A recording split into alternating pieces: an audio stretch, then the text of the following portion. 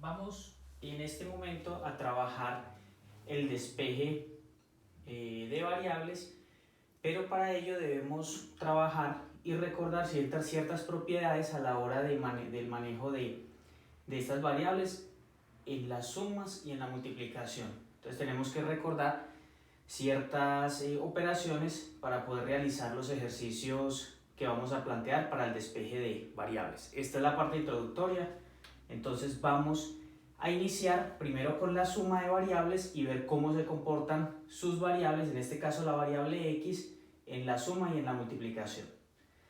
En este primer caso tenemos la variable x más 2x. En este caso nos da que x más 2x es igual a 3x.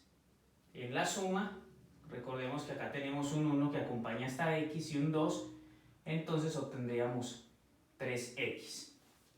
Ahora en este caso, en el caso B, tenemos 5x menos 2x. 5x menos 2x nos daría 3x.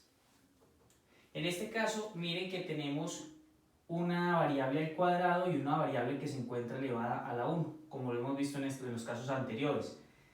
En este caso, entonces, las variables simplemente no se pueden sumar porque tienen potencias distintas, o sea que en este caso la expresión continúa siendo la misma.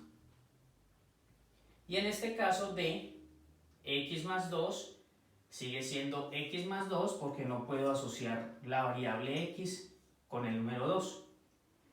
Dado el caso también que tenemos que trabajar con números negativos, por ejemplo 7x menos 8x, recuerden que este 8 es mayor que el 7 y está negativo, quiere decir que esto nos da menos x o menos 1x. Entonces tenemos que recordar para la suma cuáles son todos esos elementos para poder realizar el trabajo con dichas variables. En el caso con la multiplicación tenemos que hacer una pausa referente a cómo vamos a operarlas, para recordar cómo debemos operarlas. En este caso, esta x está multiplicando este paréntesis. En este caso tendríamos que multiplicar la x por cada uno de sus elementos de la siguiente manera. 2 por x me da 2x. Más por más, más. Más por más me da más. Y multiplico ahora x por x me da x al cuadrado. Y si quisiéramos seguir resolviendo, verificamos que nos queda una suma y como lo hicimos en este ejemplo anterior, miren que no podemos hacer la suma, simplemente la expresión nos queda así porque esta potencia es 2 y esta potencia es 1. Recuerden que dentro de las propiedades de la potencia tenemos que cuando multiplicamos x por x es como tener la misma base x y sumamos sus exponentes. El exponente de esta es 1 y el exponente de esta es 1, nos quedaría 1 más 1 nos da x al cuadrado. Si tuviéramos también, por ejemplo, x por x al cuadrado, tendríamos entonces la x, que es de la misma base, y le sumamos los exponentes, que sería 1 más 2. Esto nos daría x a la 3. Recuerden que esto solo se puede hacer cuando las variables son la misma. Si tengo x y x, puedo aplicar esta propiedad.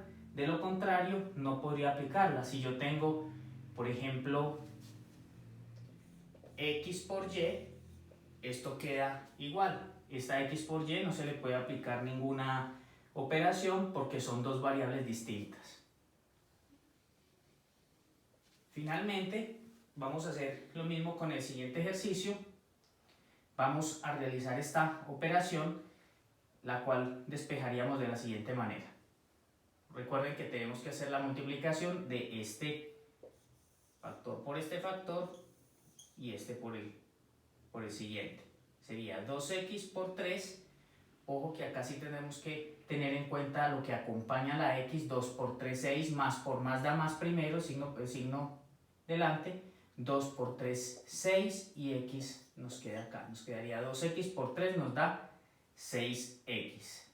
Más por menos me da menos 2x por x cuadrado.